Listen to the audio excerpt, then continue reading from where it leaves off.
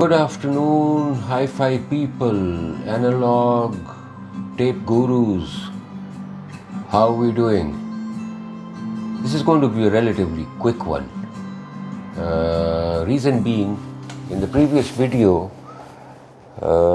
I spoke about the Akai GX-4000D from the 4000 series. Let's give it some power. Let's bring in the line. This is Akai GX-4000D. It is again the same 4000 series, legendary series, I'll say, that from 1970. I think it was 71 to be exact. Akai came up with this 4000 series open reel-to-reel deck.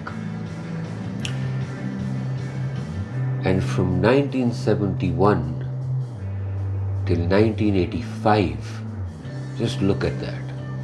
We're talking almost 15 years of the same series,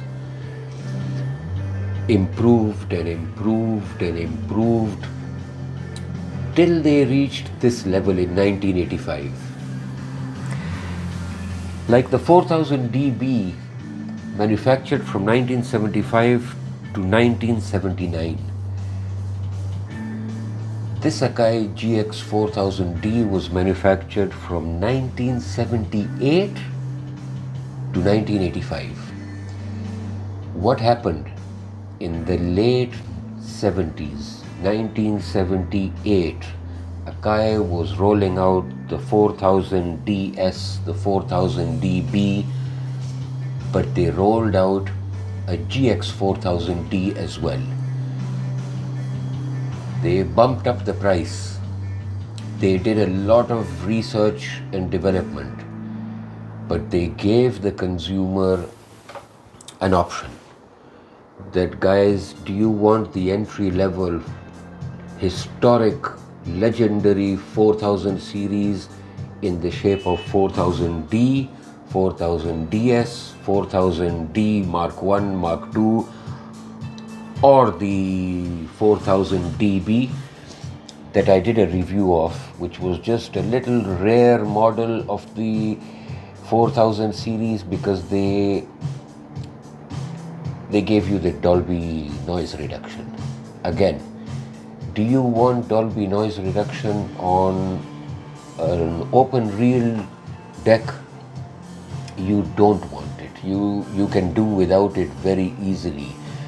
I mean, if you have a really bad tape, if you have a bad source and you do a recording, you might benefit from the boosting the low level at the record stage, lowering it down by the same dBs at the playback stage, eliminating noise and tape hiss. That is what Dolby is all about. I mean, yes, we know it. We want it for that. Do we want it on reel to reel? I don't think so. I really can't find the need for Dolby noise reduction on a reel to reel. So what happened? Coming back to the GX4000D. Akai's research and development team were kind of getting fed up of almost 10 years of 4000 series in plain vanilla, I'll say. And the first thing that they've done with this deck, I mean, apart from the faceplate having more silver, aluminum, chrome finish to it, it's more or less the same deck.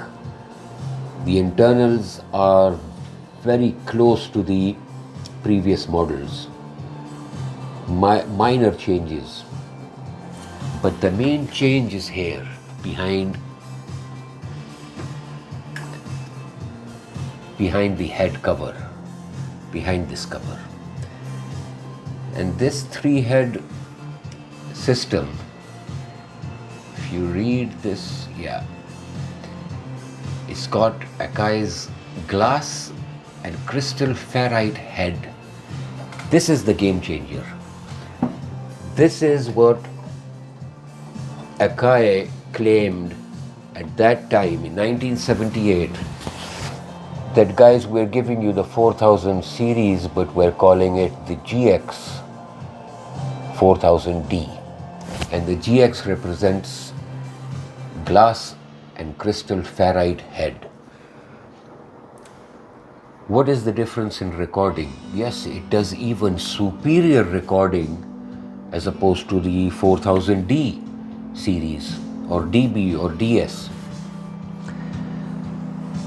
What else does it give you? It's giving you a lifetime comfort of no head wear, no head wear and tear, no head deterioration, no head dying on you. I mean, we're looking at this machine, which is, mine in particular, is a 1981. They started building them in 1978, simultaneously with the 4000D series. They jacked up the price and they said, you have a choice. Do you want the standard plain vanilla, or do you want something which is going to record and sound better, and you'll have the peace of mind and the comfort of never to have head issues, worn out heads, damaged heads, cracked heads, magnetized heads to the limit that you cannot demagnetize and bring them back to life. Do you want something like that? And of course the public was ready for it. So they gave the GX models. This Akai GX model has the same head, the same glass and crystal ferrite head that Akai started throwing in from 1978 onwards till the late 80s in every 3-head cassette deck and reel-to-reel. This became such a popular head. This became everyone's dream machine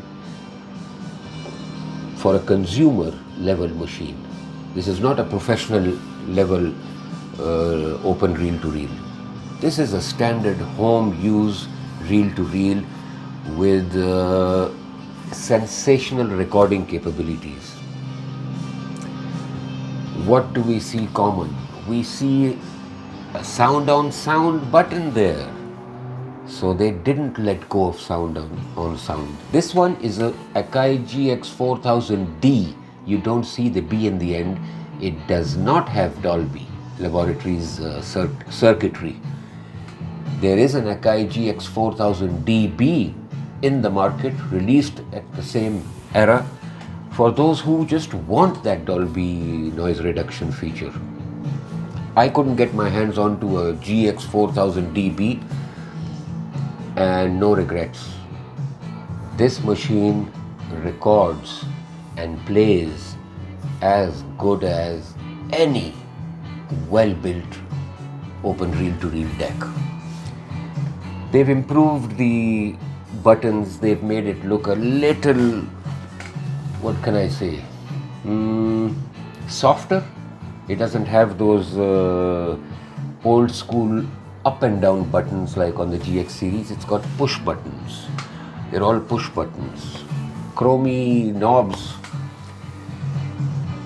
What else does it have? I didn't mention the tape selector, this guy, on my GX 4000DB. It was there. It's placed on the head cover. If you go back on that video, you'll see it. This is basically splitting the way the heads are reading the tape. Track 1 and 4, that's why one went off. Track 3 and 2, that's why the other channel went off. In the middle, stereo. This comes handy when you're doing sound on sound. Sound on sound, I'm recording on 2 tracks showing 1 channel here. 2 tracks showing 1 channel here. This other channel will show up when I flip the tape and I do recording on it. What else? A nice addition. Headphones here, you have a small headphone output amplifier, built-in volume control. Very handy feature. What's coming on the tape is dancing in front of you through the VU meters. Again, expanded VU meter, illuminated VU meters, where this recording is like standard. You can see it's just peaking hardly at 0 dB, but you can bump it up. These are reel to reels. The input source coming off the tape. Again, speed 7.5 inches per second, 3 3/4 per second. Tape selector, the same button that we saw on the 4000D. Low noise, wide range. I just keep it on low noise. I don't know of any wide range tape. There must be wide range tapes at thrift stores or eBay. I don't know. I might try it and figure it out to see what it does. But this basically is an upgrade of the 4000DB, 4000DS, 4000D Mark 1, Mark 2. What else can I tell you? I didn't demonstrate pause. On the 4000DB. I'm sorry for that. That's how the pause works. A lever, push. Same system, exactly the same system on the 4000DB. I didn't demonstrate that. I didn't demonstrate the tape selector. So I'm doing this here, where this tape selector button is on top of the head cover on the 4000DB and DS and the previous version, without the glass and crystal ferrite head. The major difference on this deck is the fact that there's a glass and crystal ferrite head. Now, what I don't understand here is my father's 1976 Akai 4000DB is older than this. Mine is a 1981. That's a 1976. That has a set of heads where Akai never guaranteed lifelong durability. But just look at the engineering and look at what Akai was doing in the 70s. I'm talking 50 years old heads up and running. Clean recording, clean playback, dynamic range that you can feel when you're listening to music through your amplifier and speakers on that deck. So hats off to Akai, ladies and gentlemen. We must really salute to the engineering that they put into the 70s decks. I mean, if that deck was dead from the head point of view and I went and banked on this, I would be right.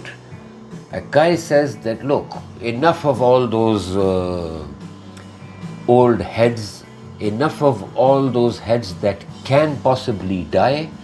We're giving you a glass and crystal ferrite head with a lifelong guarantee to work flawlessly.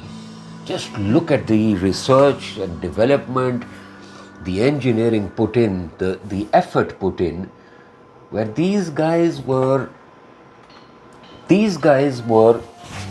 just or just, I mean, they were stepping up the game.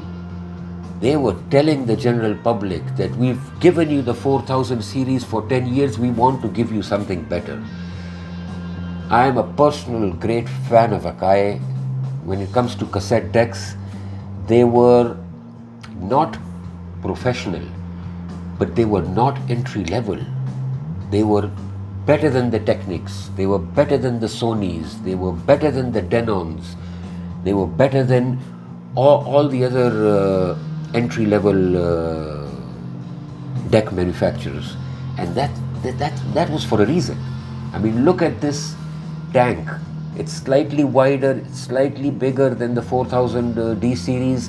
Inside, more or less, it's the same engineering with upgraded, better components. So I can't end praising Akai's reel-to-reels. They're entry-level reel-to-reels, but they sound fantastic. Just before I forget, we spoke about auto shut-off system. What they've done in this, if I switch this off,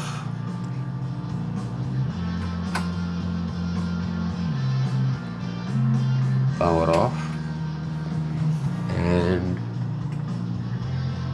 if you notice, the moment this lever goes down, the capstan has stopped. This is a beautiful feature. They have eliminated auto shut off by keeping it in, let's say, play mode, playing attended or unattended, letting it go to the end and the system shutting down if your power button is off.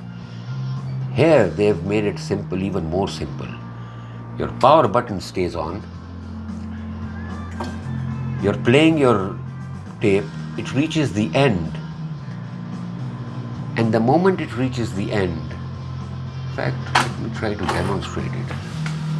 Let's demonstrate a different level of auto shutdown from a motor perspective. See, the objective of Akai was, we don't want you to burn your motor unattended, leaving this unattended. That was the objective. So they had a solution in the 70 to 79 manufactured reel-to-reels, but in the 78 to 85 manufactured, which is this one, I just want to show you what they did while you enjoy these reels spinning.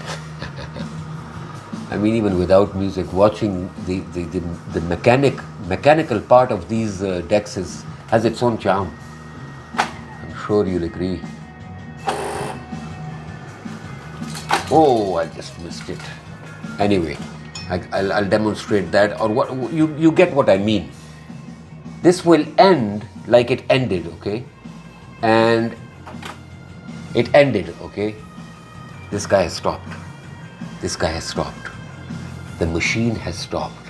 Yes, the LED lights are on, unlike in the 4000D series. They shut down your lights also because you switch the power off. Here they're telling you, forget about the power button, forget about your LED lights, your motor is off.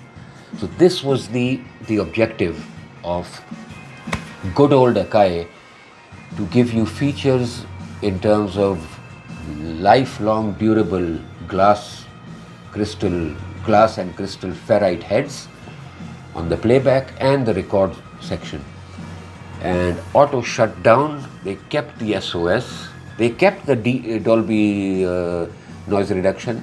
Mine doesn't have it. They have a DB, GX-4000D. Mine doesn't have it. Do I need it? Again, no.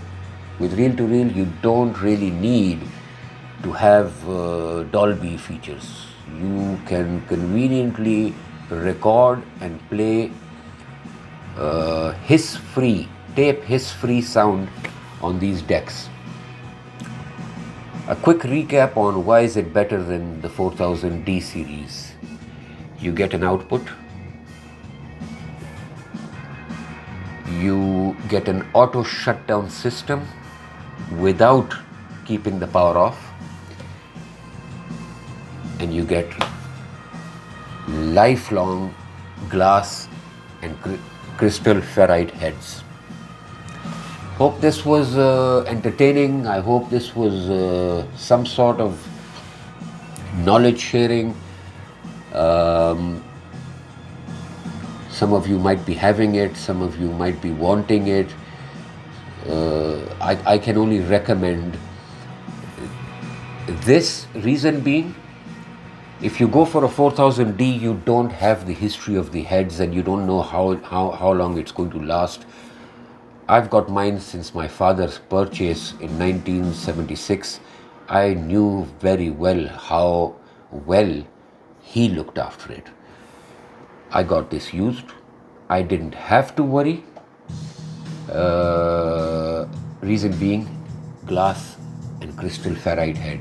If you're looking out for an entry-level, sensational recording machine, 7-inch, 7.5 inches per second, 4-track, 2-channel, lifetime guaranteed glass and crystal ferrite head, this is the model to get. No other. Thanks folks. Hope you liked it. Take care. Bye for now.